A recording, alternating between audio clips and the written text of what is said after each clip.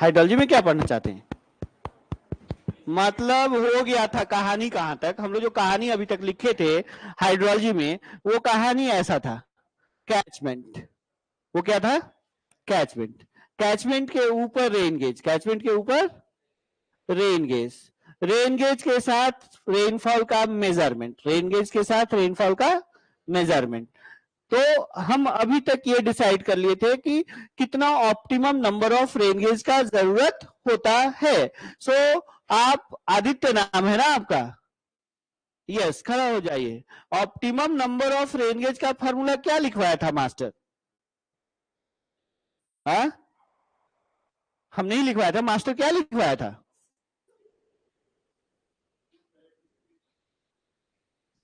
Optimum number of rain gauge.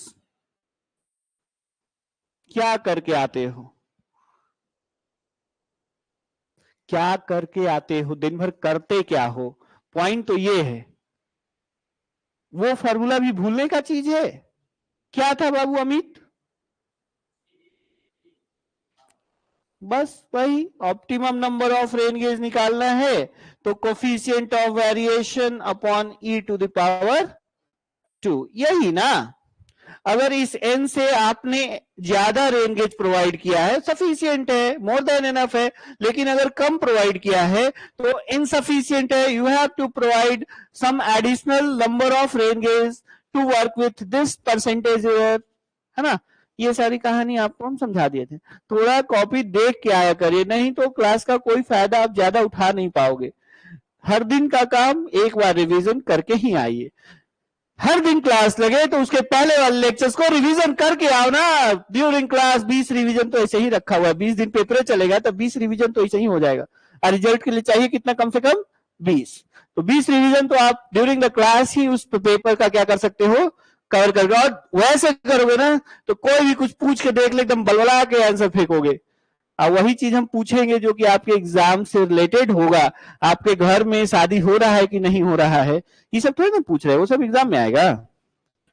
तो यही कहानी है। और इसके बाद हमने बोला था कि हमको एक रेन गेज है, 2 है, 3 है, 4 है, 5 है, m number of rain gauge है। इसमें एक स्टेशन x है, इसमें एक स्टेशन x है, जहां पे हमको यहाँ पे P1 पता है, यहाँ पे P2 रेनफॉल पता चल गया है, रिकॉर्ड हो गया है, P4 भी हो गया है और P5 का भी रिकॉर्ड है, PM भी रिकॉर्ड किया है। लेकिन PX, X स्टेशन पे PX ना, 1 स्टेशन पे P1, 2 स्टेशन पे P2, 3 पे P3, तो X स्टेशन पे जो PX होना चाहिए था वो हमको मिस हो गया, वो हमसे क्या हो चुका है। इसका कारण कुछ भी हो सकता है, या तो इंस्ट्रूमेंटल फेलियर हो सकता है, या आपकी नालायकी हो सकती है, या आपकी क्या हो सकती है, ह्यूमन एरर भी तो हो सकता है। इन सारी चीजों के साथ क्या ये मिस कर गया तो मेरा डेटा अब हर स्टेशन पे क्या कंटिन्यूअस है? नहीं है। डेटा में आ गया डिसकंटिन्यूटी। डेटा में क्या आ गया? अगर हर स्टेशन के ऊपर हमको डेटा रिकॉर्ड हो जाता तो we have a series of continuous data ना, but now we are missing some station, so our data is, series of data is discontinuous. So आपको जब भी आपने रेन गेज से रेनफॉल ये मेजर किया है तो आपको इसके कंटिन्यूटी के लिए वेरीफाई करना होगा। कंटिन्यूटी के लिए क्या करना होगा? वेरीफाई करना होगा कि all the data, all the station पे हमको अवेलेबल है कि नहीं। कहीं मिस कर गए हैं तो उस मिसिंग रेनफॉल रिकॉर्ड को पता करना होगा, क्योंकि वो तो वन टाइम इवेंट था ना, वो आपको फिर से तो नहीं कराया जा सकता है। तो क्या करेंगे? With the help of mathematics, आपको P1 पता है, P2 पता है, सारे पे पता है, एडजेसेंट स्टेशन पे पता है। X के एडजेसेंट स्टेशन तो यही सारे हुए ना, आसपास वाले। तो एडजेसेंट स्टेशन पे पता है और X पे पता नहीं है। तो अगला टारगेट जो होगा कि PX कैसे निकाला जाए। Target of studies to how to find out the missing rainfall record। खुश रहिए। how to find out the missing rainfall record, missing rainfall record निकालना हमारा अगला टारगेट होगा। ओके ना। और जब मिस कर गए हैं, रिकॉर्ड निकाल चुके हैं, पीएक्स का वैल्यू आपके पास होगा। ए सुनो ना पंकज प्रिय, उधर क्या देखते हो जी? हम बोले कि अगर पीएक्स निकाल भी लिए हो तो क्या वो डेटा कंसिस्टेंट है? तो हम चेक करेंगे कंटिन्यूटी के लिए, हम चेक करेंगे कंसिस्टेंसी के लिए। कंटिन्यूटी को ये अचीव करने के लिए मिसिंग रेनफॉल रिकॉर्ड निकालना पड़ेगा। जहां पे मिस कर गए हैं उस रेनफॉल रिकॉर्ड को आपको पता करना होगा, और ये निकाला हुआ वैल्यू कंसिस्टेंट है कि नहीं, इसके लिए डबल मास्कर प्लॉट करना पड़ेगा। क्या करना पड़ेगा? डबल मास। तो क्वेश्चन पूछा है आपके बहुत सारे पीएसयूज में, बहुत सारे अच्छे अच्छे एग्जामिनेशन में, कि कंसिस्टेंसी कैसे चेक किया जाता है। आपके ऑप्शन होंगे तो उसमें एक ऑप्शन जरूर होगा bye plotting double mass curve, data की कंसिस्टेंसी चेक की जाती है। ठीक ना? डेटा की कंसिस्टेंसी कैसे चेक की जाती है? Bye plotting double mass curve. ये डबल मास कर्व क्या होगा इसके बारे में हम आपको बताएंगे, है ना, कि how you plot the double mass curve to verify the consistency of rainfall record, and to find out the missing rainfall record you have two method, arithmetic mean method and normal ratio method। उसी पे चर्चा होगी। So heading दे दीजिए, to find out missing rainfall data, to find out missing rainfall data, how you will find the missing rainfall record या missing rainfall data। तो मान लेते हैं यहीं पे, ये कहानी तो आपको दिखा चुके हैं, मान लेते हैं कि P1, P2, P3, P4 dot dot dot PM with the rainfall records at adjacent station of station X। Station X के सारे एडजेसेंट स्टेशन पे जो रेनफॉल रिकॉर्ड है P1, P2, P3 and PM है कि नहीं है? अब उसमें एक स्टेशन X ऐसा है जहां पे हमको रेनफॉल पता नहीं चला है, तो टारगेट क्या है? P1 निकालना। रही तो पता है यार, निकालना क्या है? PX। क्या निकालना है? तो लिखिए let P1, P2, P3 dot dot dot let P1, P2, P3 dot dot dot PM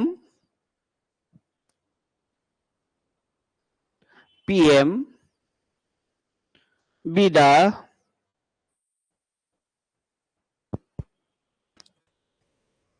let P1, P2, P3 dot dot dot PM be the rainfall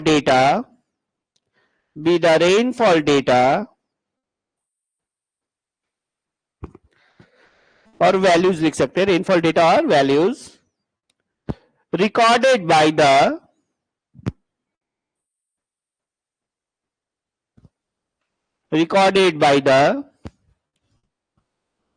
x के, ये सब एडजेसेंट स्टेशन ही है ना, recorded by the adjacent rain gauge station,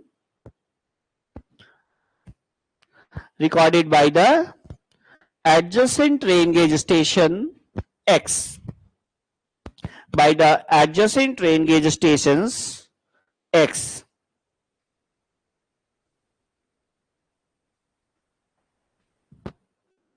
and station X was missed, and station X was missed, MISSED, station X was missed in reading the rainfall record, and station X was missed in reading the rainfall value, that is PX, ये PX ही तो निकालना है, ये PX क्या है? निकालना है। तो हम इस फिगर को जरा अच्छे से बनाते हैं अब आपको समझाने के लिए कि दिस इज आवर कैचमेंट के ऊपर we have number of rain gauge stations, like this, over which this is station X, let us say, कोई भी हो सकता है, दिस इज स्टेशन X, जहां पे ये रिकॉर्ड अपने को पता नहीं चला, ये स्टेशन डेटा को रीड करने में, मेजर करने में, रिकॉर्ड करने में मिस कर गया। सो PX का पता नहीं चला, लेकिन क्या यहां पे P1 पता है? यस। एडजेसेंट स्टेशन पे रेनफॉल वैल्यू क्या है आपको पता है, वो वैल्यूज क्या है? P1, P2, P3 dot dot dot, ये हो सकता है P4, ये हो सकता है PM, और भी हो सकते हैं बहुत सारे, है ना। सो ये सारे डेटा पता है, लेकिन ये स्टेशन एक्स जो है वो क्या हो चुका है, तो क्या करना है, कैसे निकालिएगा। तो इसके लिए आपको दो मेथड सजेस्टेड है। कितने मेथड सजेस्टेड है, दो मेथड। एक तो अरिथमेटिक मीन मेथड, जिसमें इस स्टेशन को मानते हैं कि ये स्टेशन, ये चारों इन सारे जो एडजेसेंट स्टेशन है उसके तरह ही रेनफॉल इस यहां भी हुआ होगा। तो इन सब का एवरेज लेते हैं, इन सब का क्या लेते हैं, एवरेज। वो एवरेज रेनफॉल इसको दे देते हैं, वो एवरेज सिंपल अरिथमेटिक एवरेज होगा। सो मेथड क्या कहलाएगा, अरिथमेटिक मीन मेथड। मतलब यहाँ पे P1 हुआ है, यहाँ पे P2, जैसे यहाँ पे 4 हुआ है, 5 हुआ है, 7 हुआ है, तो इस यहाँ पे कितना होगा, 4 प्लस 5 प्लस 7 प्लस सबको जोड़ के एवरेज वैल्यू यहाँ पे क्या कर दे रहे हैं हम, प्रोवाइड कर देंगे। ये कब करेंगे मेथड, आप अरिथमेटिक यूज कब करेंगे, मेथड आप नॉर्मल रेशियो कब करेंगे, इसके लिए आपको एक गाइडलाइन फॉलो करना पड़ेगा। वो गाइडलाइन क्या है कि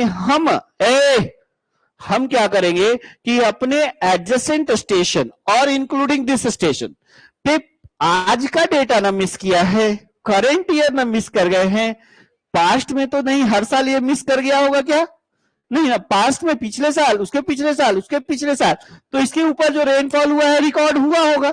लेकिन अभी हम क्या किए कि कुछ गलती हो गई, मशीन खराब हो गया, हम यहाँ पे मेजर नहीं कर पाए, और उसी को पता करना चाहते कि कितना हो गया था यहाँ पे जो पता नहीं चला। तो हम क्या करते हैं कि मिनिमम 30 इयर्स रिकॉर्ड निकालते हैं। कितना निकालते हैं, मिनिमम रिसेंट रिकॉर्ड, ही नहीं कि बाबा के जमाने में पिछले 30 साल में कितना हुआ था, करंट पिछले 30 साल का रिकॉर्ड इसका देखेंगे, मिनिमम कितने साल का, और वहां पे 30 साल के एवरेज वैल्यू को लेंगे। स्टेशन 1 पे भी पिछले 30 साल का रिकॉर्ड हमारे पास है, मेट्रोलॉजिकल डिपार्टमेंट हमको देगा, आईएमडी से हम मांगेंगे कि इस स्टेशन पे पिछले 30 साल का रेनफॉल रिकॉर्ड क्या है, उनका एवरेज, उनका क्या करेंगे, उनका एवरेज, उसको हम बोलेंगे N1, उसका एवरेज को हम क्या बोलेंगे, N1 is the normal annual average rainfall record, normal annual average rainfall record at station 1। कितने डेटा का ये एवरेज है, मिनिमम 30 ईयर लेटेस्ट डेटा का, मिनिमम 30 ईयर लेटेस्ट डेटा का रिकॉर्ड होगा N1। उसी तरीके से इस स्टेशन पे भी N2 क्या होगा, स्टेशन 2 के ऊपर मिनिमम 30 ईयर रिसेंट डेटा का ये एनुअल एवरेज वैल्यू होगा, ये एनुअल एवरेज। तो N1 N2 like this, N3 like this, यहां पे NX भी तो होगा ना, पास्ट डेटा तो है ही, करंट डेटा ना मिस कर गए हैं, यहां पे क्या होगा। सो N1 N2 N3 क्या रहा Sonu, normal annual average rainfall record, normal annual average rainfall record at adjacent station including station X। ये रिकॉर्ड कितने साल का, मिनिमम 30 साल लेटेस्ट डेटा का रिकॉर्ड है, एवरेज वैल्यू, ठीक है। सो एक पॉइंट और बनाइए यहां पे, let N1 N2 N3 comma dot dot dot NX comma dot dot dot NM। नहीं, आराम तो है ही नहीं, आराम ही तो हराम है, आप अपने जीवन में आराम नहीं ले सकते, यही आराम तो आपको पंगु बना के छोड़ दिया है। Let N1 comma N2 comma N3 dot dot dot NX dot dot dot NM, लिख लिया क्या, ओके, ऐसे लिखिएगा, let N1 comma N2 comma N3 dot dot, बीच में हम इसको भी तो इंक्लूड किया है, ये डेटा भी तो है हमारे पास, dot dot dot NM be the normal annual average rainfall, be the normal annual average rainfall values, normal annual average rainfall values, bracket में लिखिए मिनिमम 30 ईयर लेटेस्ट डेटा, किसका एवरेज है, minimum 30 year latest data. Station X के ऊपर जो आ लेंगे तो N1 होगा, स्टेशन सॉरी A1 के ऊपर लेंगे तो क्या होगा N1, 2 के ऊपर लेंगे तो क्या होगा N2, X के ऊपर लिया तो क्या मिला NX। ये है। अब PX निकालना है। क्या निकालना है PX। तो हम NX का क्या करोगे ना, NX भी आपको यहां पे है, दिस इज NX। जिस स्टेशन पे आप मिस किए हैं उसका normal annual average rainfall record NX है। अब NX का निकालो प्लस माइनस 10%। NX का क्या निकालोगे प्लस माइनस 10%। तो एक रेंज बनेगा ना। क्या रेंज बनेगा इसका NX प्लस माइनस 10% का रेंज क्या बनेगा 0.9 to 1.1 पॉइंट सॉरी 110% कम कर दिया NX माइनस NX का 10%, तो 0.9 NX बचेगा कि नहीं बचेगा। NX प्लस NX का 10% कितना बचेगा 1.1। सो ये रेंज होगा 0.9 NX टू 1. यही ना, यही वाला ना। अब आप चेक करोगे कि इस रेंज के अंदर N1 है क्या, इस रेंज के अंदर N2 है क्या, इस रेंज के अंदर सारे हैं क्या। अगर all the normal annual average rainfall record lies within plus minus 10% of NX, then you have to go for the arithmetic mean method. किस मेथड पे जाएंगे। अगर ऐसा हुआ कि इस रेंज के अंदर जैसे NX के कितना प्लस माइनस 10%, NX के प्लस माइनस 10% को निकालेंगे तो 0.9 NX ना से लेके कितना होगा। अब ये N1 इस रेंज में है तो ठीक है, बाकी सारे एडजेसेंट स्टेशन X के जितने भी एडजेसेंट स्टेशन है वो इस रेंज के अगर अंदर हैं तो आप मेथड नंबर 1 लगाएंगे। आप मेथड नंबर, अगर इस कोई भी एक डेटा या एक से ज्यादा डेटा इस रेंज से बाहर है तो आपको लगाना होगा कौन सा मेथड नॉर्मल रेशियो मेथड। दो मेथड हम लगाएंगे, लेकिन ब्लाइंडली ऐसे ही नहीं किसी से आप टिक कर देंगे, गलती हो जाएगा। और गलती करवाने के लिए उस तरीके के ऑप्शन क्रिएट किए जाएंगे कि आप दोनों मेथड का ऑप्शन दे दिया जाएगा। नॉर्मल रेशियो मेथड पे भी ऑप्शन सही रहेगा और अरिथमेटिक से भी निकालेंगे तो उसका भी एक ऑप्शन रहेगा। लेकिन आप किसको टिक करेंगे, आप इस चीज से चेक करेंगे पहले कि NX के प्लस माइनस 10% रेंज के विद इन अगर N1, N2, N3 है सब कुछ तो हम मेथड नंबर 1 लगाएंगे, और अगर ऐसा नहीं है तो हम मेथड 2 लगाएंगे। तो केस बनाइए, केस नंबर 1 या मेथड्स। केस नंबर 1 लिखिए methods to find out missing rainfall record. Method हम सब लिखवा देंगे, फिर पहले लिखिए methods to find out missing rainfall record. Methods, हमको आरसीसी का अभी तक पीडीएफ नहीं मिला है, बड़ा हम दुखी आदमी हैं, और उन्हीं से हम एक्सपेक्ट करते हैं जिनका हैंडराइटिंग बहुत अच्छा है ना। क्या बोला कछरी में, क्या बोला था। सो आई होप कि आज शाम तक क्या पता आ जाए आरसीसी वाला पीडीएफ, है ना। तो वो सब लोगों को हम दे सकते हैं ना नोट्स, जैसे सॉइल वाला दे देते हैं, ईवीएस वाला दे देते हैं, तो ये नोट्स भी हम किसी को प्रोवाइड कर सकते हैं। जाते जाते भी गेट का सारा क्वेश्चन उसमें स्लैब से इस बार जो क्वेश्चन पूछा था एकदम डिट्टो एकदम याद रहेगा तो टिक करके निकल जाएंगे कि एज पे क्या कितने डबल टू वे स्लैब में एज पे कितना हम रिइंफोर्समेंट देते हैं, इस टाइप से कुछ। एज का ये स्पैन कितना होता है, एज स्पैन का एज का स्पैन कितना होता है, तो वो स्पैन का लेंथ आई थिंक 1/8 LX था, है ना। सो क्या लिखवा रहे थे हम, methods to find out missing rainfall record. Method number 1, method number 1 कौन सा मेथड, अरिथमेटिक। बहुत जगह पे अरिथमेटिक आता है ना हमारे जीवन में। आप पॉपुलेशन फोरकास्टिंग में भी अरिथमेटिक मीन मेथड फार्मूला क्या है बताइए, P0 प्लस, और इंक्रीमेंटल इंक्रीज मेथड का फिर से जरा हम गड़बड़ा गए हैं। हाँ प्लस बाई 2 वाई बार, ठीक है। जरा आप बताइए जो मैट्रिक वाला, ज्योमेट्रिक मीन मेथड में पॉपुलेशन को फोरकास्ट करने के लिए कौन सा क्या फार्मूला यूज करते हैं? दो फार्मूला यूज करते हैं, एक तो एक्सपोनेंशियल वाला, और अगर नहीं है के का वैल्यू दिया हुआ तो सिंपल चक्रवृद्धि ब्याज वाला फार्मूला लगता था कि नहीं? P naught into plus r bar by 100 power n, लगता था कि नहीं? वहां पे आर बार ज्योमेट्रिक एवरेज है, वो यहाँ पे पहले वाले में अरिथमेटिक एवरेज है, तो वो सब बात चलता रहेगा, याद रखना चाहिए अरिथमेटिक मेथड, और अरिथमेटिक मेथड नहीं, arithmetic mean method.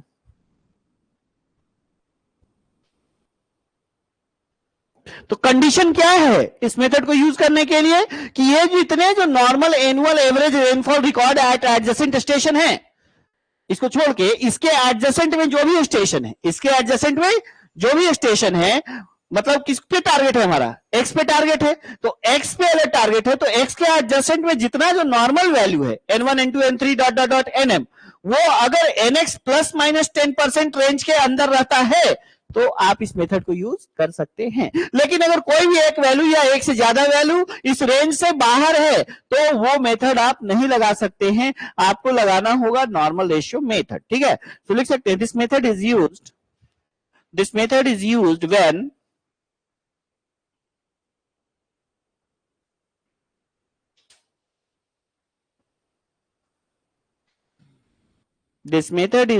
When normal annual average rainfall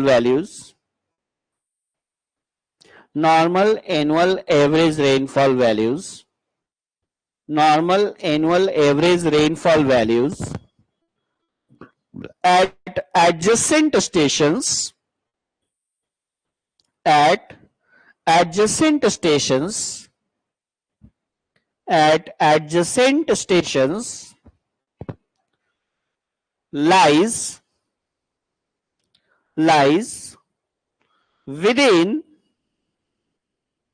lies within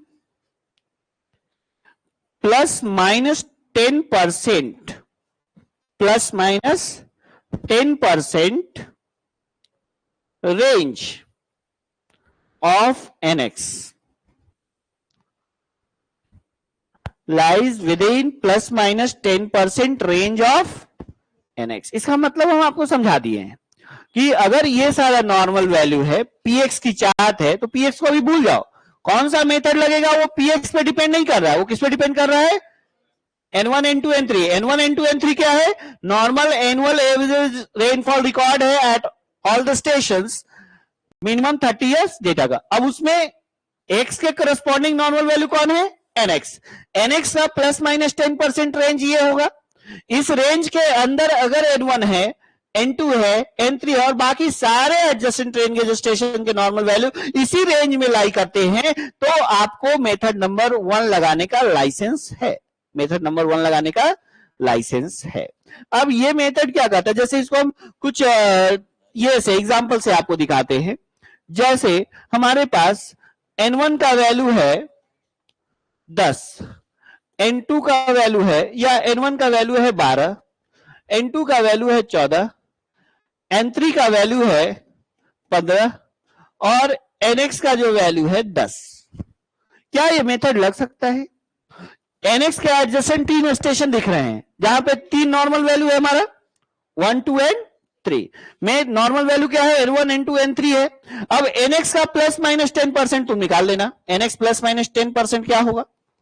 तो nx 10 है, 10 का 10% बढ़ाएंगे तो कितना होगा, और 10 का 10% घटाएंगे तो क्या बनेगा? तो रेंज क्या हो गया? 11 से 9। अब क्या ये वैल्यू इस रेंज में है? नहीं। क्या ये मेथड लगेगा? नहीं लगेगा। लेकिन अगर वैल्यू हमारा कुछ ऐसा होता, अगर वैल्यू हमारा कुछ ऐसा होता 9, 9.5 एंड 10.5, तो क्या आज ये मेथड लगता कि नहीं लगता? nx प्लस माइनस 10% का रेंज कितना है? 11 से 9। ये इस रेंज में है, ये इस रेंज में है और ये इस रेंज में है। If all the adjacent range station के ऊपर normal values nx plus minus 10% के विद इन है तो आप मेथड नंबर 1 लगा लो, आप मेथड नंबर 1 लगा लो। और वहां पे मेथड नंबर 1 कहता है कि आपका px क्या होगा? सिंपल एवरेज होगा। px क्या होगा? simple arithmetic average of the rainfall values recorded at different rain gauge station. तो px निकालना है, तो इस साल px नहीं मिला था लेकिन हम निकाल रहे हैं किसके बेसिस पे? Simple average method, simple average method, arithmetic mean method. क्या है हमारे पास एडजेसेंट स्टेशन पे रेनफॉल? P1, दूसरे पे, तीसरे पे, प्लस डॉट डॉट डॉट. अब यहां पे काउंट कर लेना कि के को टर्म हम लिखे हैं, 4 को लिखे हैं तो बटा 4 करना, 10 को लिखना तो बटा 10 करना, m लिखे हैं तो बटा px निकल जाएगा इस तरीके से px. लेकिन px निकालने के पहले you have to check the condition, you have to check the condition. यही मिसिंग था जिसको आप निकाल रहे हैं.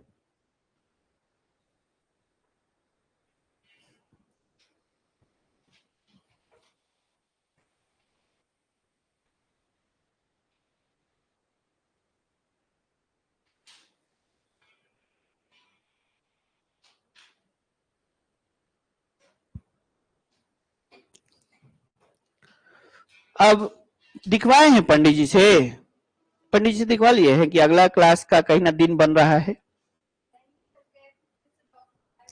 अच्छा, हर बार क्लास आप मिस करते हैं, हम सोचे कि दिखवाओ के आते हैं पतरा उतरा कि अब बताइए स्वामी जी आपका किस दिन क्लास का मुहूर्त बनेगा.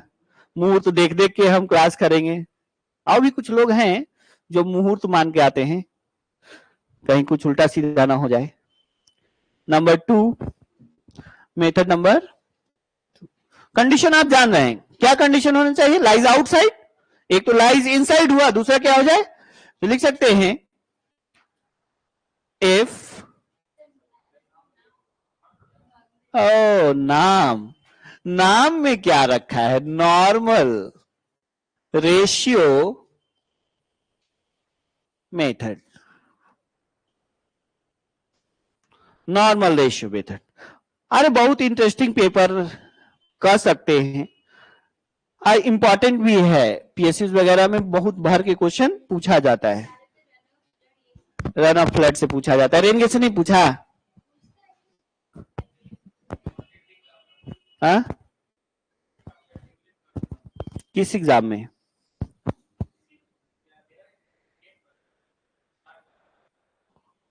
गेट में इस साल क्वेश्चन पूछा है, पिछले साल भी क्वेश्चन पूछा है.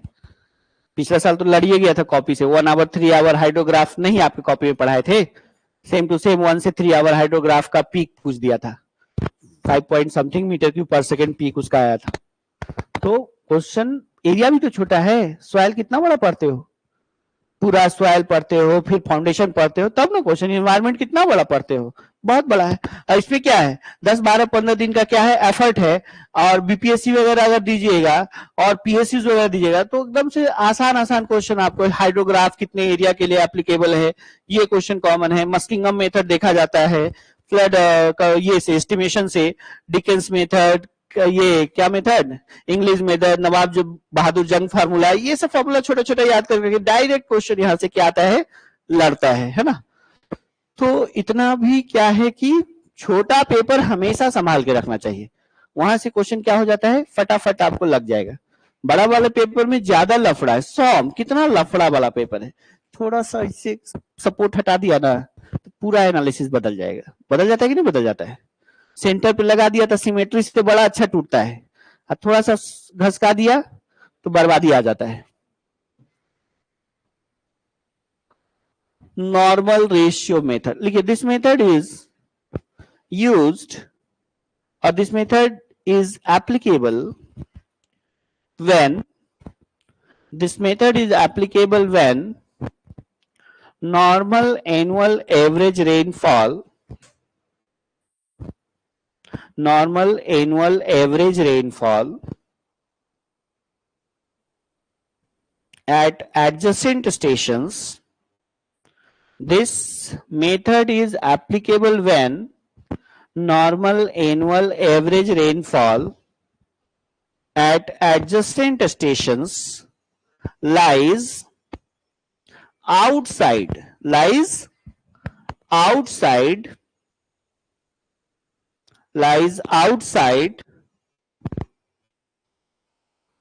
NX plus minus 10% range.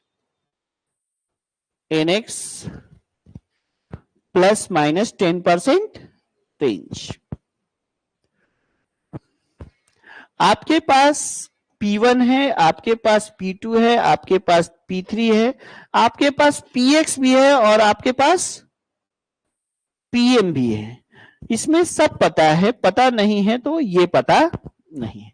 इसके करस्पॉन्डिंग आपके पास नॉर्मल वैल्यू N1 है, N2 है, N3 है और NX भी है। NX तो है ना, इसके साथ साथ NM भी है।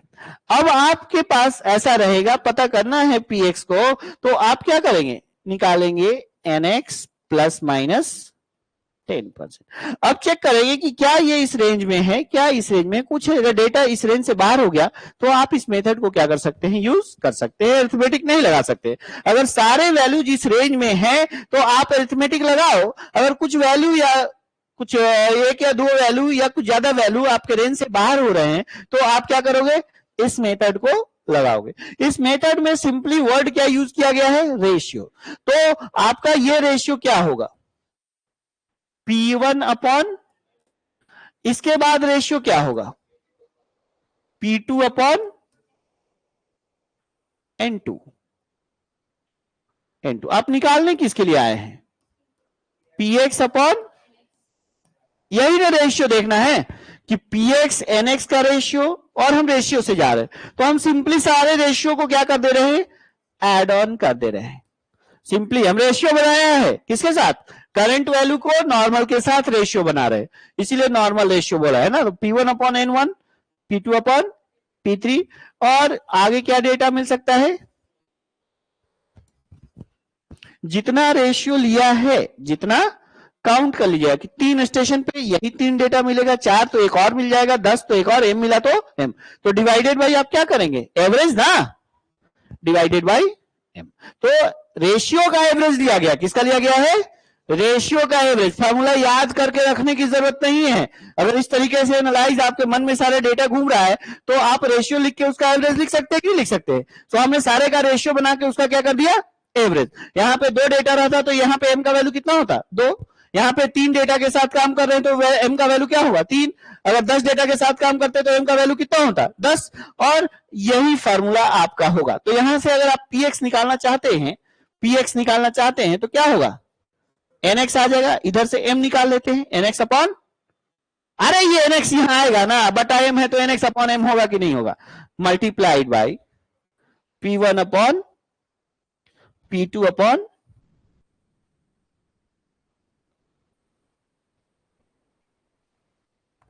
Plus dot dot dot PM upon PM, Narendra Modi NM, Namo Namo. ये भी तो नरेंद्र मोदी है, PM बोले तो नरेंद्र मोदी। वाह, गजब सोच देखते हो जी, गजब देखते हो, खतरनाक।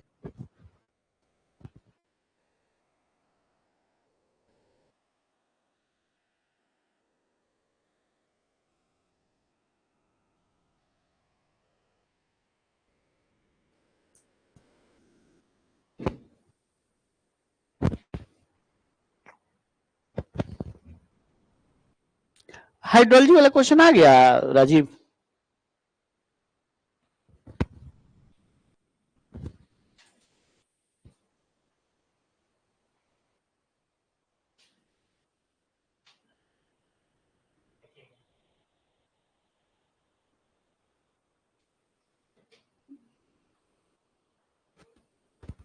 क्या करें, निकालो मटेरियल, मटेरियल से सारे ग्रुप में क्वेश्चन शेयर करो। फॉर्मूला आ गया तो क्वेश्चन आना चाहिए ना, फॉर्मूला हमारे पास दो आ चुका है तो क्वेश्चन तो बन ही जाना चाहिए। अब यही तो ट्रेंड है, फॉर्मूला आएगा तो क्वेश्चन आना है और मटेरियल में रहना है। हाइड्रोलॉजी वाला निकालिए, देखिए सबसे सीरियस संध्या है, मटेरियल लेके एकदम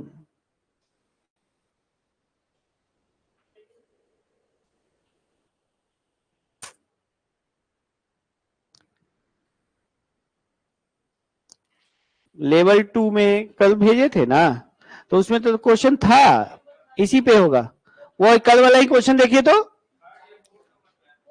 थर्ड या फोर्थ नंबर, 3 को तो बताए हुए किए थे कल, आई थिंक 1 2 3 बताए थे नहीं। अब आपको क्वेश्चन नंबर 4 देखिए, क्वेश्चन नंबर 4 बनाइए, फिर से एक बार भेज दो जरा।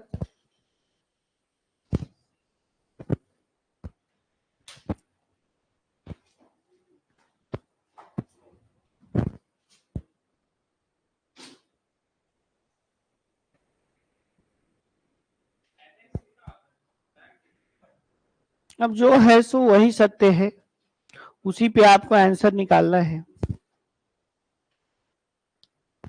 भेजा था ना कल क्वेश्चन?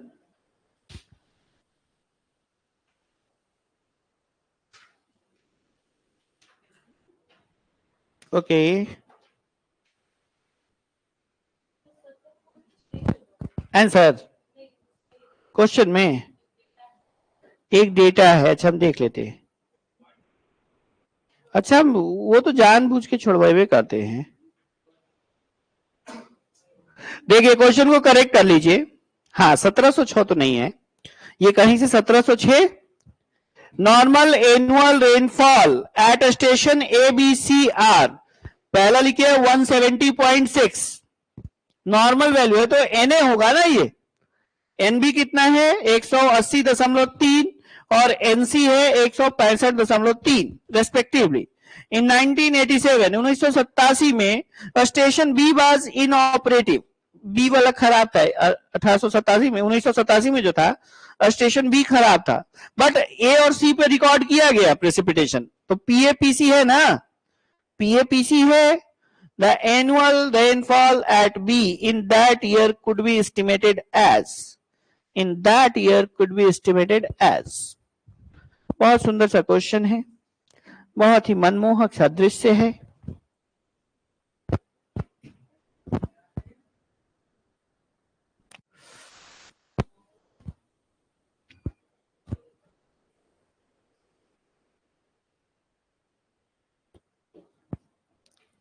डेटा हमको दिख रहा है, आपका स्टेशन कौन कौन है, ए बी, और उस पे पीए का वैल्यू दिया हुआ, देखो ना स्टेशन है ना, उस पे रिकॉर्ड है रेनफॉल, पीए मिला है कितना 153। अब बी पे इनऑपरेटिव था ना, तो बी पे हमको कुछ मिला, और सी पे कितना मिला 145 एमएम है कि सेंटीमीटर है, इतना ही ना। And normal annual average rainfall, normal annual average rainfall NA कितना है 170 एमएम सेंटीमीटर, एनबी और एनसी 3 सेंटीमीटर। व्हाट दिख रहा है कि पीबी निकालना है आपको, तो पीबी निकालना है तो एनबी को टारगेट करना है, पीबी निकालना है तो किसको टारगेट करना है, और रेंज। पहले तो हम मेथड तो हमारे पास दूटो है, छर्रा भी है और 315 भी है। अब छर्रा लगा दिया जाए कि 315 मार दिया जाए, है ना। अब मेथड दूटो है, तो कंडीशन चेक कर लो, कबूतर मारना है कि बाघ मारना है, कबूतर तो छर्रा से भी मर जाएगा। तो कबूतर मारने वाला कहानी है।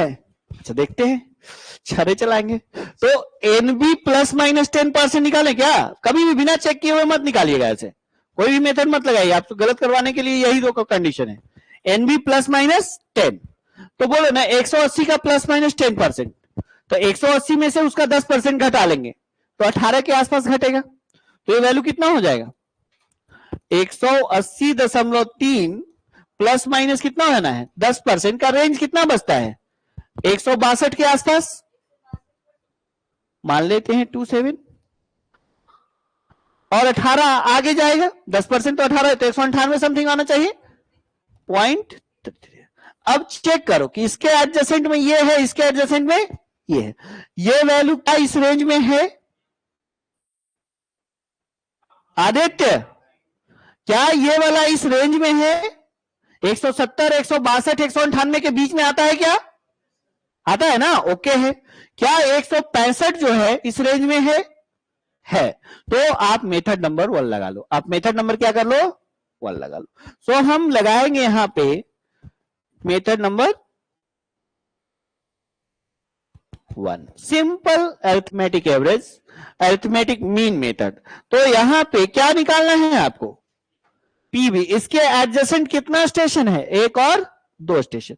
दोनों स्टेशन का अरिथमेटिक एवरेज क्या होगा? PA plus PC by PA plus, दो ही ना। इसका एडजेसेंट तो बटा कितना होगा? दो ही का एवरेज ले रहे हैं ना। तो पीए कितना? 153 और पीसी कितना?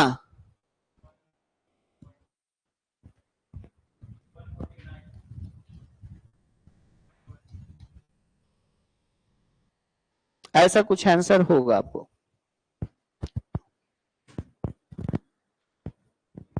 होगा ना। उसके आगे भी एक क्वेश्चन होगा, दूसरे पेज में है। भेजो जी, भेजो भेजो, भेज दिए हैं। गर्ल्स वाले भेजा जाए।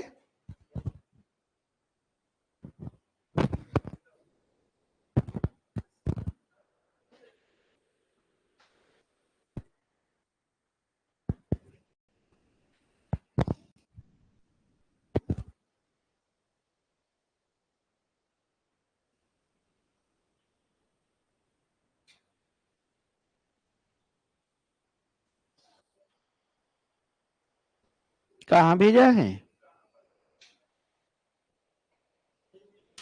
उल्टा पुल्टा कैसे कैसे भेजा है?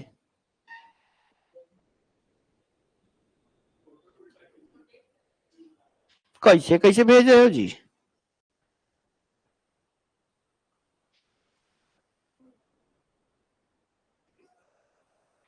Rotate, rotate and rotate. 5 ना, 5 भी तो बन गया होगा।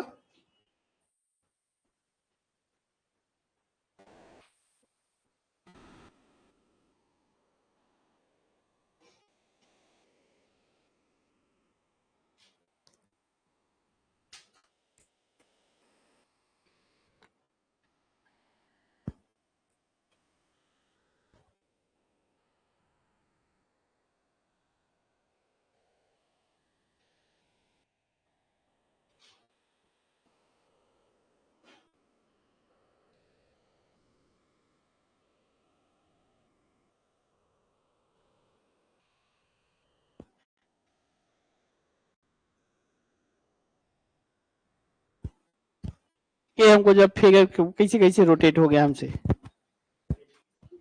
ठीक, फिगर खींच के भेजो जरा।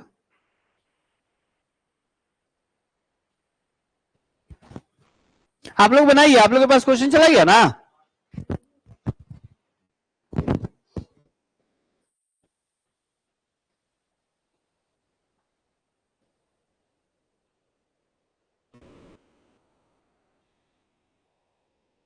हो गया, चलो अच्छा जान दो।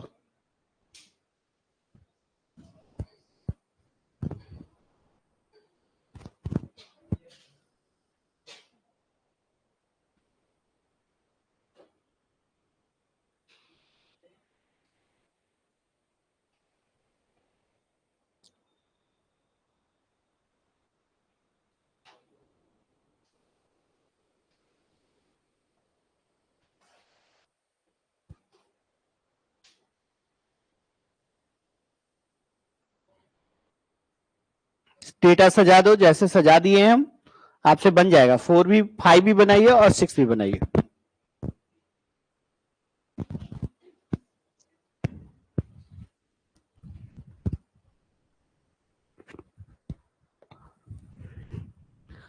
okay.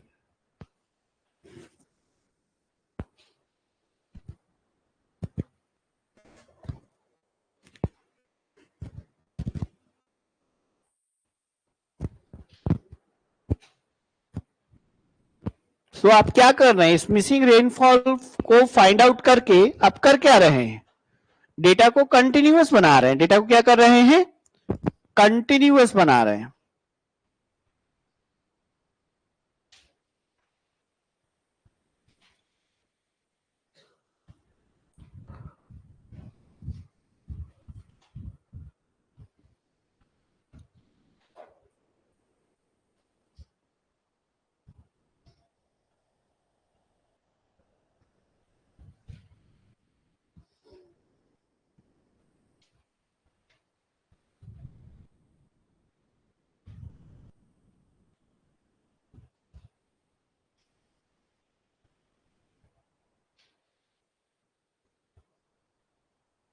बना,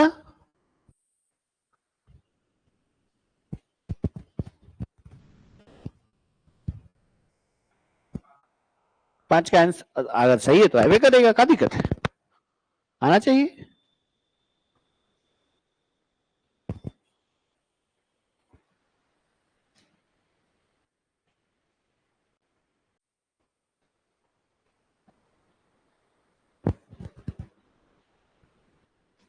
जिसको 2-3 ज्यादा हम ये करते हुए हम अपने क्लास में हम बैठने नहीं देंगे इसके बाद, कि अब जब मन होगा आइएगा, जब मन होगा नहीं आइएगा, इसके लिए हम सेंटर नहीं खोला है, भगा दिए जाएंगे। आपका ये कितना है जिसपे पता नहीं था, एनबी ना, बी पे पता नहीं था, तो जैसे लिखे वैसे क्या नहीं लिखते हो, कितना अच्छा तो दिखता है। अच्छा कहा नहीं था आपको, बी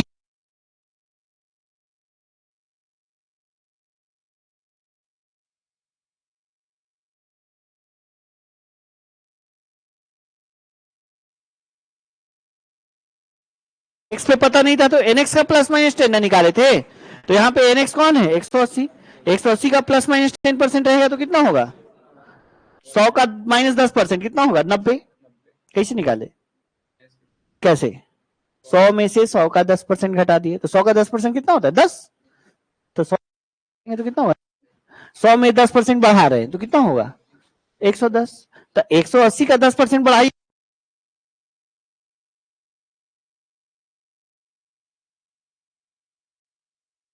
10% घटाएंगे तो 180 में से 10% 18 घटाएगा तो 162 होगा कि नहीं होगा, 80 आ रहा है ना, 80 आंसर आ रहा है आप लोग का, गुड है, नहीं बन रहा है आयुष, बना, डेटा उतारिए, बन गया, ओ माय गॉड 4 स्टेशन है ना, 4 स्टेशन है लगता है, क्वेश्चन में कितना स्टेशन है, 4 के लिए सॉल्व करोगे तो गलती हो जाएगा ना ऐसे, 4 में 3 पे पता है, 1 पे पता नहीं है,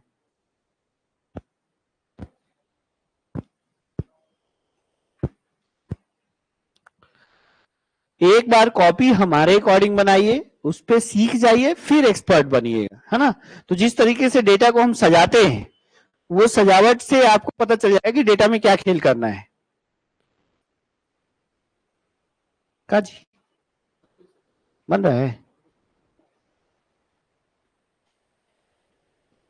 आई यही तो करना है, यही तो डिसाइड करना है। M4 लें तो लिखे इधर, तो 3 गुना है बाबू, तो 3 तो बटा 3 ना लेंगे, 4 काहे लेंगे, एवरेजिंग कितने नॉर्मल वैल्यू का हो रहा है, 1 2 3 रेशियो, तीसरी पीसी का तो एवरेज ना हो रहा है, तो यहाँ पे 3 का ना एवरेज होता है, होगा, गजब करते हो, हाँ यही नहीं समझे, बैठो बैठिए, तो कहां पे आपको पता नहीं है, बी पे पता नहीं है, तो बी का करस्पॉन्डिंग वैल्यू कौन है, नॉर्मल वैल्यू एनबी, तो एनबी का जैसे एक्स पे पता नहीं रहता तो एनएक्स का प्लस माइनस 10 लिखते थे कि नहीं, तो बी पे पता नहीं है तो एनबी का प्लस माइनस 10%, तो एनबी है कितना, 180 में उसका 10% जोड़ देंगे, तो 180 का 10% कितना होगा 18। तो 10% 180 में जोड़ेंगे तो 198 होगा कि नहीं होगा। अब 10% घटा देंगे तो 180 में से 10% घटा देंगे तो कितना हो जाएगा 180 का 10% कितना होता है 18 ना। तो 18 ना घटाइएगा इसमें तो 180 में से 18 घटाइएगा तो कितना बचेगा। बनेगा नहीं बनेगा निकाल लीजिएगा कैलकुलेटर में है ना। तो ये सब तो सोचना चाहिए। तो वही रेंज। अब देखेंगे कि इसका जो एडजस्टेंट वैल्यूज है ये इस रेंज में है कि नहीं। तो 170 इस रेंज में है, 162 के बाद आता है, 165 इस रेंज में है। तो मेथड नंबर 1 लगा दिया है, मेथड नंबर 1 लगा दिया है। ठीक है।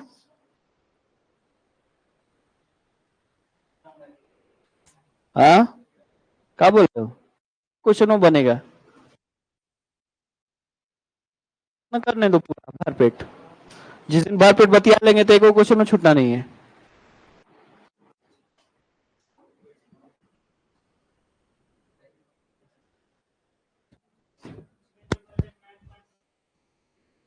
आ रहा है ना 9.65 आएगा। आपके पास स्टेशन कौन कौन, स्टेशन नेम 1 2 3 एंड उसके पास रेनफॉल, रेनफॉल कितना कितना है। तो P1 कितना दिया हुआ है, पहचानना जरूरी है, यहीं पे खेल है आपका। P1 दिया हुआ है आई थिंक नॉर्मल वैल्यूज 60 है ना जी, सॉरी ये तो नॉर्मल वैल्यू है NAAR normal annual average rainfall 90 है।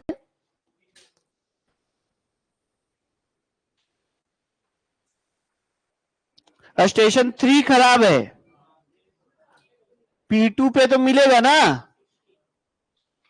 3 खराब था तो पता नहीं है। P4 कितना नॉर्मल वैल्यू, सेकंड पे, थर्ड पे 80, अब 4 पे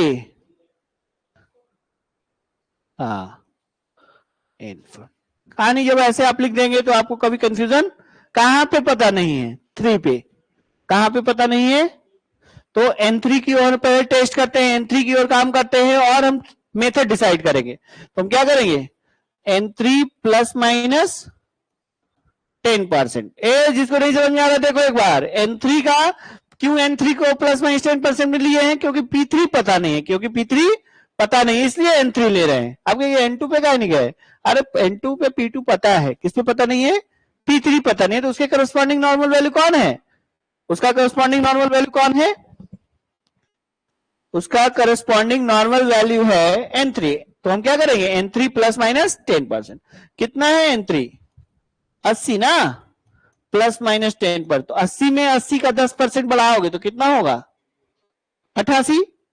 80 का 10% कितना होता है 8, 80 प्लस 8 कितना होगा 88, उसमें उसका 10% घटाओगे तो रेंज क्या बना 72। देखो तो क्या सब इस रेंज में है, पहिल के नहीं है।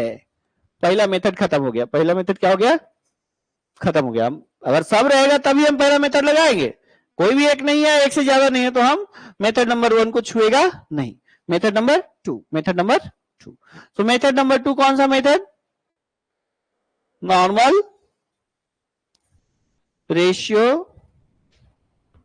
मेथड, नॉर्मल रेशियो मेथड से बात करेंगे। ठीक है, तो रेशियो क्या बन रहा है P1 अपॉन P2 अपॉन, निकालना क्या है P3 अपॉन, और क्या रेशियो बन रहा है P4 अपॉन N4। कितना डेटा है आपके पास, M कितना है ये हम याद नहीं रखेंगे, हम यहाँ गणना करेंगे। क्या करेंगे गणना करेंगे, गणना करके हम डिसाइड करेंगे M का वैल्यू। तो गणना करिए कितना वैल्यू का नॉर्मल का रेशियो है, ये एवरेज देना है 1 2 3। बहुत लोगों को कंफ्यूजन हो जाता है कि 4 स्टेशन का बटा 4 ठोक दो, गलती हो जाएगा, ऑप्शन उस तरीके से रहेगा। बटा 4 नहीं लेना है, क्या रखना है आपको, 3 में 3 ही रेशियो का एवरेज लेना है। तो बटा कितना लोगे रोहित, बटा कितना लोगे 3, बस हो गया फॉर्मूला। फॉर्मूला क्या याद रखने का जरूरत है, N1 P1 N2 ऐसे नहीं रहना, रेशियो बना दो, खेल खत्म। तो क्या करना है यहाँ पे, क्या करना है यहाँ पे, P3 अपॉन N3।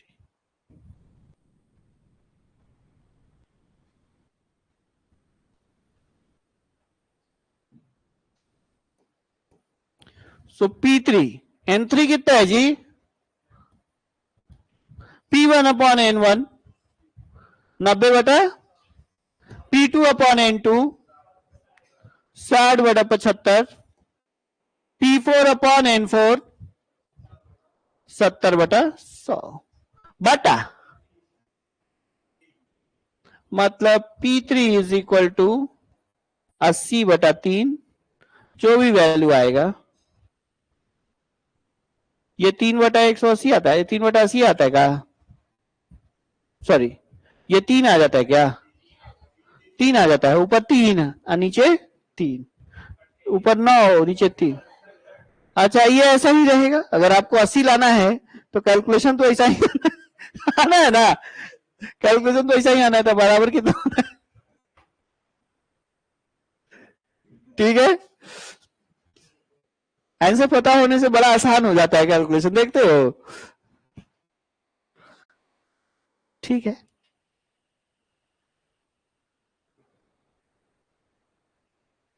नेक्स्ट बना दीजिए, खत्म कर दीजिए उसको। 9.65 आया होगा ऑब्वियसली।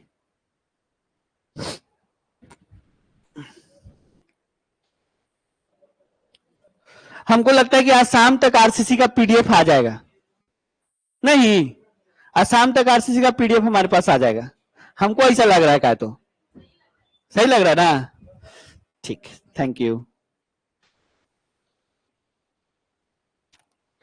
छठा नंबर क्वेश्चन क्या कहता है, पढ़िए तो अमरेश किस क्वेश्चन को,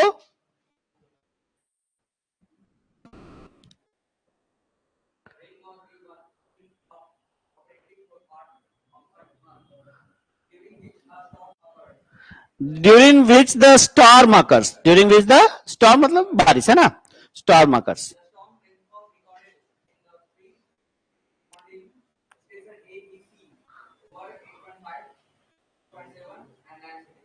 okay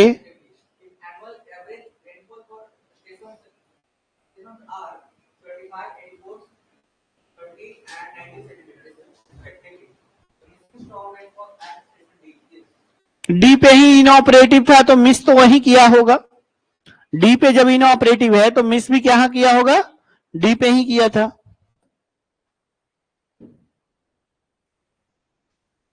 how many station you have, मतलब आप लगता है कि इस एंगल से अगर कोई क्वेश्चन पूछेगा तो आप लोग से बन जाना चाहिए, इससे ज्यादा आपको प्रैक्टिस भी नहीं करवाया जा सकता है और समझाया भी नहीं जा सकता। इसके बाद अगर क्वेश्चन नहीं लगता है ना तो सिंपली तुम्हारे कोष्टक में, जैसे कोष्टक इंजीनियर नहीं हुआ है, हाल में बहुत सारा कोष्टक इंजीनियर बना था एलआरसी वाला, अरे कोष्टक इंजीनियर तुम नहीं ना थे, तुम बाहर थे, तो कोष्टक में लिखा जाएगा कि इसके बाद भी इस एरिया से अगर क्वेश्चन छूटता है तो कोष्टक में नालायक लिखाएगा, समझ गए, नालायक हो जाएंगे आप लोग, छूटना नहीं चाहिए इस टाइप से क्वेश्चन। एबीसीडी 4 स्टेशन है, कितना है, एबीसीडी 4 स्टेशन है, के ऊपर रेनफॉल रिकॉर्ड दिया हुआ है, PA PB and PC, PD inoperative था इसलिए हमको मिला नहीं, कितना कितना वैल्यू है जरा बता दो अलका, बोलने दीजिए, हमको थोड़ा ज्यादा सुनने में ये मतलब तेज सुनाई देता है, 6.9, डी पे ना,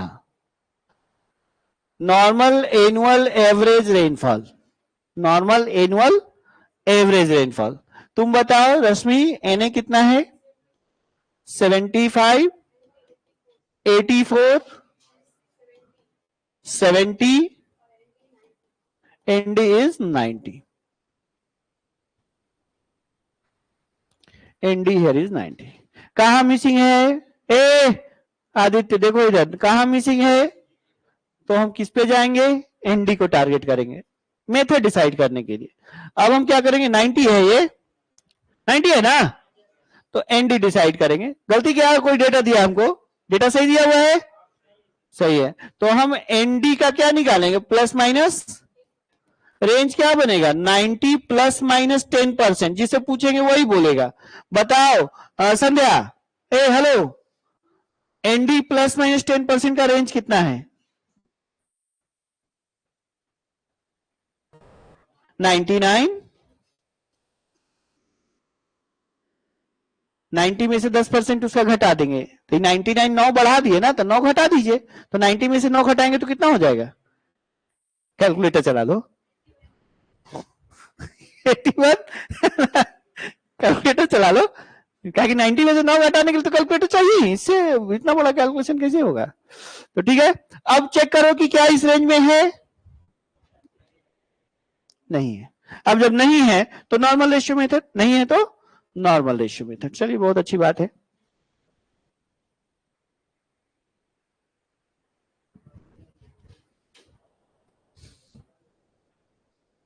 नॉर्मल रेशियो मेथड, रिको रेशियो, आपको नहीं क्या, आप क्या पता नहीं है? पीडी बाई एनडी, यही से ना पीडी निकलेगा।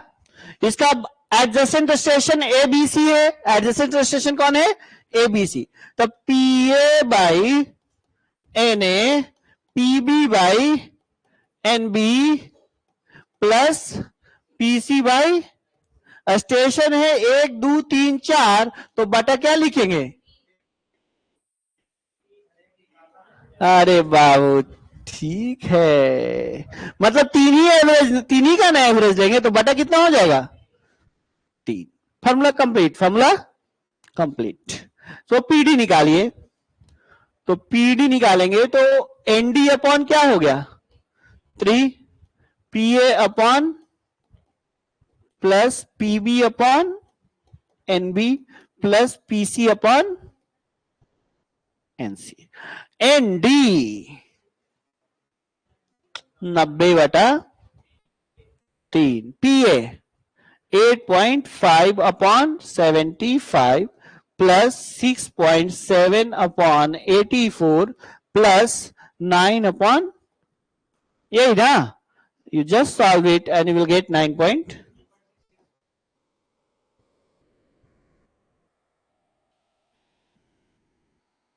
Like this, आप इन सारे मिसिंग रेनफॉल रिकॉर्ड्स को क्या कर सकते हैं? निकाल सकते हैं। सो आप ये निकाल के डेटा को क्या किया? कंसिस्टेंट कर लिया, कर लिया ना? आप इन सारे मिसिंग रेनफॉल को निकाल के डेटा को क्या कर लिया आपने? कंसिस्टेंट कर लिया। हट, कंसिस्टेंट किया है, अभी कंटिन्यूटी मेंटेन किया है। क्या किया है?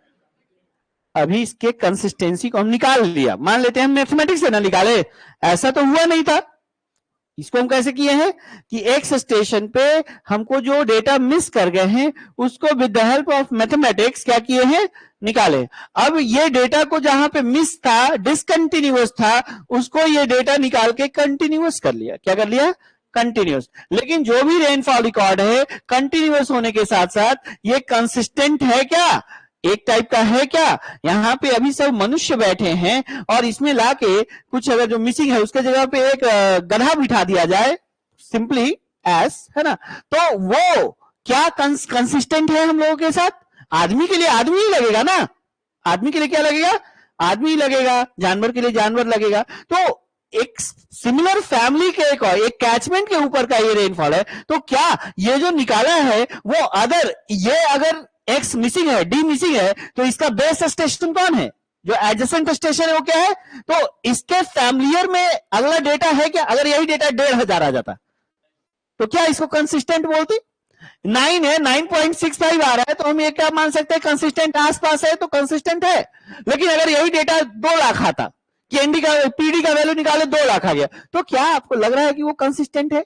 नहीं। तो उस टाइप से अपने बेस स्टेशन से जो डेटा आप निकाले हैं वो अपने बेस स्टेशन से, एडजेसेंट स्टेशन से कंसिस्टेंट है कि नहीं, इसको क्रॉस चेक करने के लिए आपको डबल मास कर्व बनाने की जरूरत है। आपको क्या करने की जरूरत है? डबल मास कर्व बनाने की जरूरत है। ठीक है, लिख लिया आप लोग?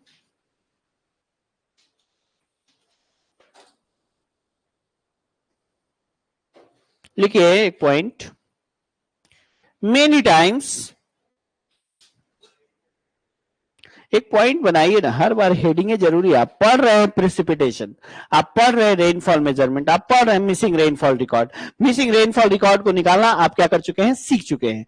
और हम ये जानते थे कि बहुत बार ऐसा होगा कि हमारा डेटा डिसकंटिन्यूअस हो सकता है, हमारा डेटा इनकंसिस्टेंट भी हो सकता है। तो उसको कंटिन्यूअस बनाने के लिए हमने क्या कर लिया है? निकाल लिया। डेटा को कंटिन्यूअस तो बनाया है, लेकिन क्या वो ये कंटिन्यूअस बनाने के साथ साथ कंसिस्टेंट भी है? इस पे हमको थोड़ा सा बात करने की जरूरत है। तो एक पॉइंट यहां पे लिखिए,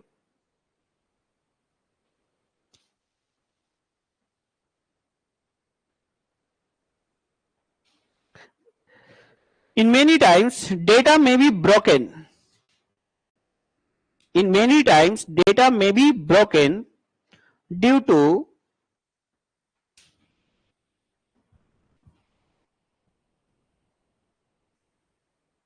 इन मेनी टाइम्स डेटा में बी ब्रोकन, ब्रोकन मतलब नहीं मिलना, मिस कर जाना। डेटा में be broken due to instrumental failure, instrumental failure और ह्यूमन एरर।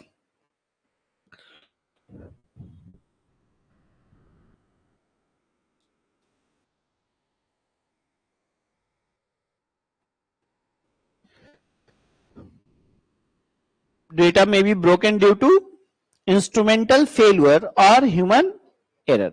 आदमी की भी नालायकी से डेटा ब्रेक कर सकता है, और इंस्ट्रूमेंट फेल करेगा तभी डेटा ब्रेक कर सकता है। अब इन सारे डेटा को अगर हम पता भी किया है तो हमको विदाउट वेरीफाई किए हुए डेटा को यूज नहीं कर सकते। सो ये जो डेटा आप निकाले हैं, all the data must be verified, must be verified for continuity and consistency. So लिख सकते हैं, therefore all the rainfall data, all the rainfall data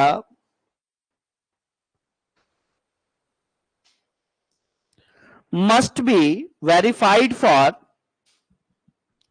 must be verified for continuity, must be verified for continuity and consistency, must be verified for continuity and consistency. To make data continuous आपके पास दो method था, arithmetic mean method and normal ratio method. But एक काम तो अभी भी बचा है कि जो डेटा को आप निकाला पीएक्स, क्या वो कंसिस्टेंट है? एक्स स्टेशन पे आप निकालने लगे हैं क्या पीएक्स, क्या वो पीएक्स डेटा कंसिस्टेंट है? सो उसको कैसे वेरीफाई किया जाएगा? टू वेरीफाई, नेक्स्ट पॉइंट लिख सकते हैं, to verify the consistency of rainfall data, to verify the consistency of rainfall data,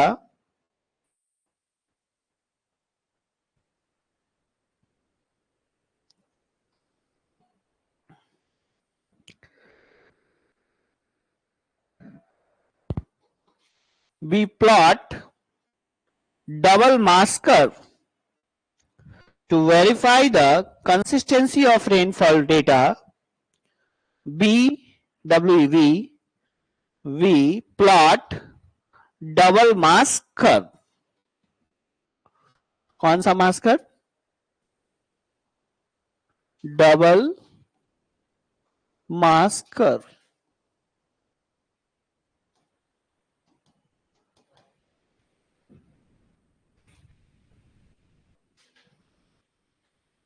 mass curve क्या था खुशबू?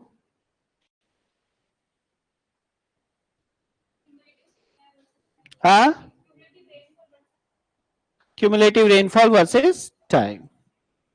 शिवराज, मास कर्व का स्लोप निकालेंगे तो क्या मिलेगा?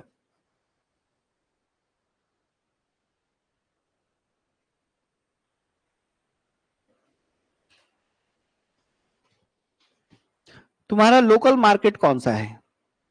घर के पास वाला जो मार्केट, लोकल मार्केट कौन सा है? खिदरसराय। खिदरसराय में जहर मिलता है? लाके दे दो हमको, कल ही परसों न पढ़ाया है, 10 बार बोले भी होंगे, रिवाइज भी करवाए हैं, नहीं सुनते हो मेरी बात को, तो हम क्या कर सकते हैं? ये डायरेक्ट आपको क्वेश्चन बनेगा कि स्लोप ऑफ मास कर्व क्या देता है। Slope of mass curve will give you the intensity of rainfall, है ना। कहां से मिलता है? रिकॉर्डिंग टाइप रेन गेज से मिलता है। कहां से मिलता है? रिकॉर्डिंग टाइप रेन गेज से मिलता है। तो ये सब बात याद रखिएगा। अब ये तो मास कर्व नहीं है, डबल है। क्या है? डबल। आप मास कर्व भी वाला पढ़े थे, क्यूमुलेटिव रेनफॉल वर्सेस, तो cumulative rainfall versus time simply क्या था? मास कर्व। ये डबल है, तो इधर भी क्यूमुलेटिव और इधर भी क्या लेना होगा, तब ना डबल होगा। एक्स एक्सिस पे भी क्यूमुलेटिव वैल्यू और वाई एक्सिस पे भी क्यूमुलेटिव वैल्यू, तो वो क्या बनेगा? Double mass curve. तो याद रखिएगा कि डबल का मतलब है कि पहले सिंगल मास कर्व में हम देखा था कि वाई एक्सिस पे क्यूमुलेटिव रेनफॉल लिया था, अब एक्स एक्सिस पे भी क्यूमुलेटिव रेनफॉल लेंगे ना, तो क्या हो जाएगा? डबल मास कर्व कहलाएगा। तो डबल मास कर्व को पहले डिफाइन कर लीजिए कि ये वो प्लॉट है जो कि cumulative rainfall values at station X to the cumulative rainfall values at base station. यहां पे दो टुकड़ा हो गया ना, यहां पे क्या हो गया? एक तो स्टेशन एक्स है और बाकी सारे एडजेसेंट स्टेशन है। बाकी सारे क्या है? तो एडजेसेंट स्टेशन की तरह अगर x पे हमको वैल्यू मिलता है तो डेटा क्या हो जाएगा? कंसिस्टेंट। अगर x का वैल्यू इन सारे बेस स्टेशन के वैल्यू से काफी ज्यादा डिफरेंट है तो क्या बोलेंगे? डेटा क्या है? इनकंसिस्टेंट। तो हम इसके ऊपर के क्यूमुलेटिव वैल्यू और इसके क्यूमुलेटिव वैल्यू को प्लॉट करेंगे। अगर एक लाइन में चलेगा तो डेटा क्या होगा? कंसिस्टेंट। अगर इसका रास्ता अलग और इन सब का रास्ता अलग तो डेटा क्या बोलेंगे? इनकंसिस्टेंट होगा। अब इनकंसिस्टेंट आ रहा है तो उसको भी पकड़ के खींच के कंसिस्टेंट करना पड़ता है कि नहीं करना पड़ता है? तो how will make your data consistent? अगर आपको डेटा आ रहा है इनकंसिस्टेंट तो कैसे उस इनकंसिस्टेंट डेटा को आप करेक्ट करेंगे? क्या करेंगे? करेक्ट। तो करेक्शन का भी मेथड यहां पे आएगा, ठीक है। सो लिखिए एक point, double mass curve is a plot, double mass curve is a plot in between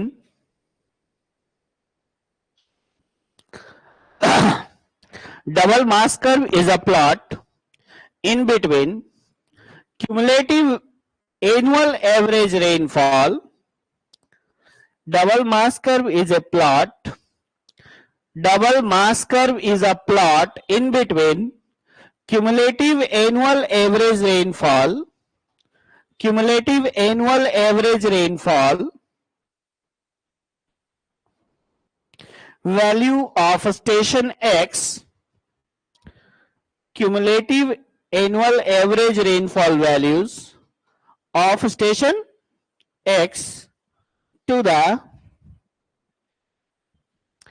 between लिखे हैं क्या? बिटवीन लिखे हैं ना, average annual rainfall values of station X and to the मत लिखिएगा, and cumulative annual average rainfall values and cumulative annual average rainfall values at base stations, at base stations.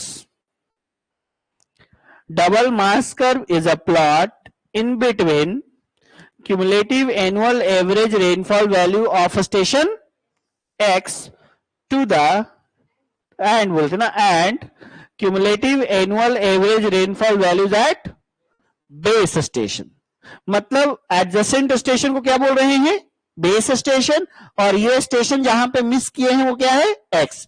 X पे हमने वैल्यू निकाला है px, x पे हमने value क्या निकाला है? पीएक्स।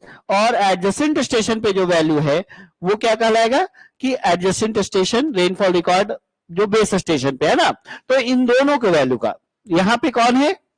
हम डबल मास का प्लॉट बनाते हैं आपको, यहां पे आपको क्लियर हो जाएगा। किसके बेसिस पे? बेस स्टेशन के रेफरेंस में एक्स को देखेंगे। किसको देखेंगे? बेस स्टेशन के रेफरेंस में किसको देखेंगे? तो एक्स एक्सिस पे किसको रखेंगे? बेस स्टेशन को। और वाई एक्सिस पे कौन रखेंगे? स्टेशन एक्स के क्यूमुलेटिव वैल्यू को। तो यहां पे क्या है? Cumulative annual average, cumulative annual average rainfall values at base station, क्या बोलेंगे, बेस स्टेशन। और यहां पे क्या लिख रहे हैं, cumulative annual average rainfall values at station X. यहां भी क्यूमुलेटिव, यहां भी क्यूमुलेटिव, जो प्लॉट होगा उसका क्या नाम होगा, डबल मास्क। जो प्लॉट होगा उसका नाम क्या होगा। अगर बेस स्टेशन और एक्स का जो वैल्यूज आ रहा है एक सिंगल लाइन पे लाई कर रहा है, इधर से भी और इधर से भी, इधर से भी और इधर से भी, अगर ये लाइन है तो ये वाला डेटा क्या कहलाएगा, कंसिस्टेंट है। ये क्या कहलाएगा, कंसिस्टेंट है। अगर बेस इसका वैल्यू और इसका वैल्यू ओवर सिंगल लाइन लाई करेगा प्लॉट के ऊपर तो उसको क्या बोलेंगे, कंसिस्टेंट है। लेकिन अगर इसका रास्ता अलग और इसका रास्ता क्या हो जाए, अलग हो जाए, तो क्या बोलेंगे, इनकंसिस्टेंट है। तो ये तो कंसिस्टेंट वाला प्लॉट बना लीजिए आप लोग। ये क्या बना लीजिएगा, कंसिस्टेंट वाला प्लॉट बना लीजिए।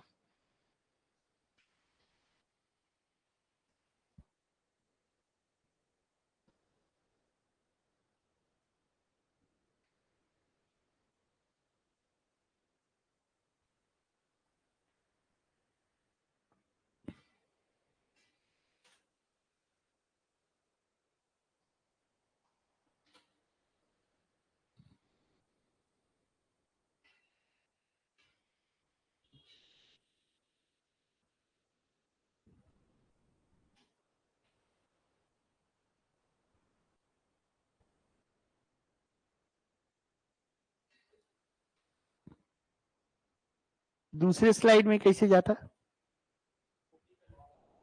कॉपी है, क्लोन है, मूव टू,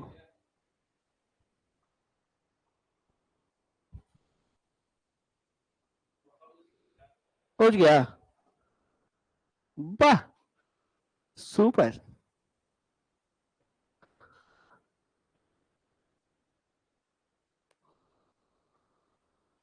मिटेगा नहीं, चंडाल है, फोटो हो गया नहीं, हम सोचे मिट जाता है। अच्छा, काम चोरी करना है तो सीखो इसे, छोड़ जाएंगे, हम बनाएंगे। बहुत मजा लेते हो तुम।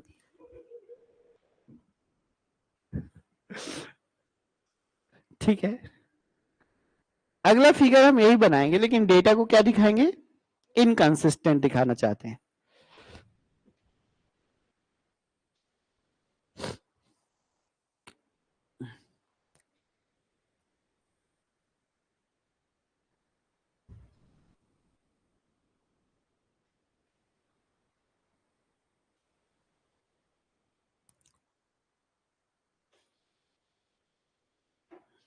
आगे बढ़ा जाए, हो गया।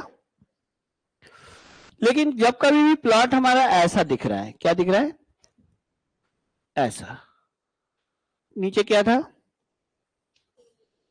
Cumulative annual average rainfall values at base stations. और यहां पे क्या है, cumulative annual average rainfall values at station X. मान लेते हैं कि हमको कुछ ऐसा मिल रहा है, ठीक है, जाना तो ऐसे चाहिए था, लेकिन ये किधर जा रहा है, कुछ इस तरीके से बढ़ गया, इस तरीके से, मतलब ये अगर कंसिस्टेंट होता तो इसी लाइन में जाना चाहिए था, लेकिन ये प्लॉट कुछ इस तरीके से जा रहा है, समझ गए?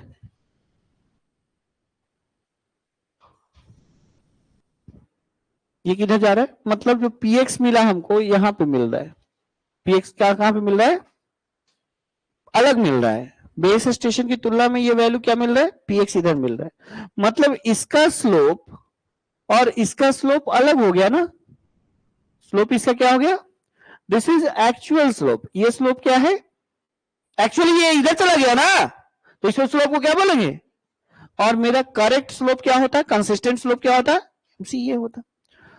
सो एक्चुअल स्लोप पे हमारा वैल्यू क्या मिल रहा है, px, लेकिन अगर हम इसको इस स्लोप पे देखेंगे तो क्या होगा, करेक्ट करना चाहेंगे कि नहीं, तुम इधर नहीं जाके कंसिस्टेंट रहो ना बेस स्टेशन से, कहां रहो, बेस स्टेशन से कंसिस्टेंट रहो, इस लाइन पे हो, तो इस लाइन पे लाने के लिए इस स्लोप और इस स्लोप को मैनेज करना पड़ेगा। इन दोनों में अंतर क्या है, यहां और यहां में अंतर क्या है, स्लोप का, इसका स्लोप अलग है और इसका स्लोप अलग है, तो यहां पे जो करेक्टेड वैल्यू होगा, px एक्चुअल वैल्यू है, लेकिन करेक्टेड वैल्यू pcx हमको निकालने की जरूरत है। To make data consistent, to make data consistent you have to find out pcx ना, कि करेक्टेड वैल्यू एट x कितना है, pcx क्या है, corrected, c stand for corrected value at x station, this is actual value of station X. यहां पे इस तरीके का अगर फिगर आपको मिल रहा है, प्लॉट किया आपने डबल मास कर्व और डायग्राम कुछ ऐसा जा रहा है कि आपको रास्ता बदल दिया, तो बोल सकते हैं कि ये क्या है, इनकंसिस्टेंट है। कैसा है, अब इनकंसिस्टेंट है तो उसको आपको कंसिस्टेंट बनाना पड़ेगा। सो कैसे हमको कंसिस्टेंट कैसे बनाया जा सकता है कि we have find out px which was inconsistent, हमने क्या पता किया था, px जो क्या हुआ, इनकंसिस्टेंट हुआ, उसको कंसिस्टेंट करने के लिए इस कंसिस्टेंट कर्व पे लाना पड़ेगा ना, इस कंसिस्टेंट कर्व पे क्या करना पड़ेगा, लाना पड़ेगा। तो आप देख रहे हैं कि अगर स्लोप ma है तो आपका जो वैल्यू है वो क्या है, तो अगर यूनिट होता तो वैल्यू कितना होता, स्लोप अगर यूनिट होता तो वैल्यू कितना होता, तो हमारा स्लोप कितना है, करेक्ट स्लोप कितना है, तो mc is the correct slope, so value क्या है, क्या होना चाहिए, px अपॉन,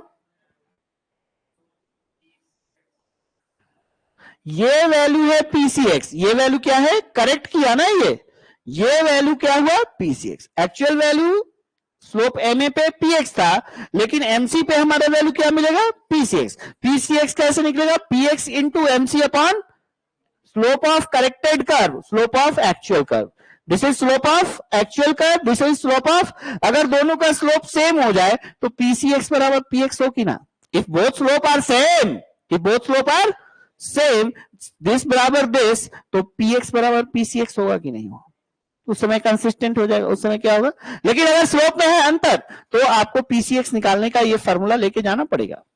pcx कैसे निकालेंगे, px into mc upon ma, मतलब स्लोप रेशियो, स्लोप क्या है, करेक्ट वैल्यू और एक्चुअल स्लोप का रेशियो से px को मल्टीप्लाई करो, करेक्टेड वैल्यू एट x लेके जाओ जो कंसिस्टेंट होगा, जो क्या होगा, कंसिस्टेंट होगा।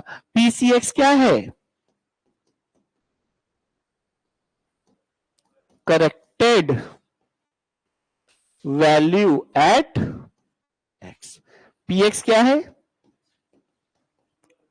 Actual value at x, ma क्या है, एक्चुअल स्लोप, और mc क्या है, करेक्टेड, चलो ऐसा करो,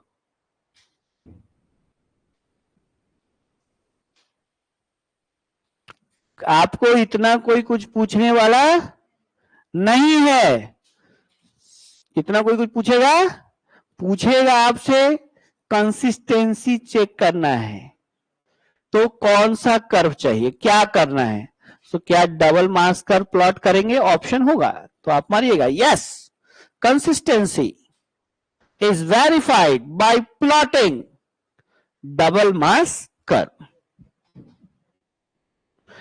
एक आध साल पहले किसी पीएसयू में ये वाला लाइन देखा गया है, किसी पीएसयू में ये वाला लाइन आपको देखा गया है, और इस तरीके से अब लोग क्वेश्चन पूछने लगे।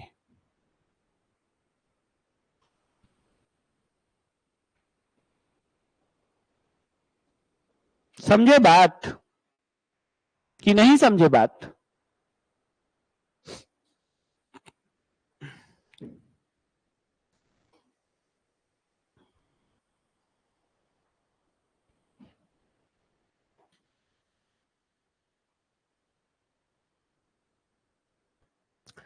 अब इसमें आगे अभी हम चैप्टर नंबर 1 में ही हैं और अगले कुछ दिनों तक चैप्टर 1 में ही रहेंगे।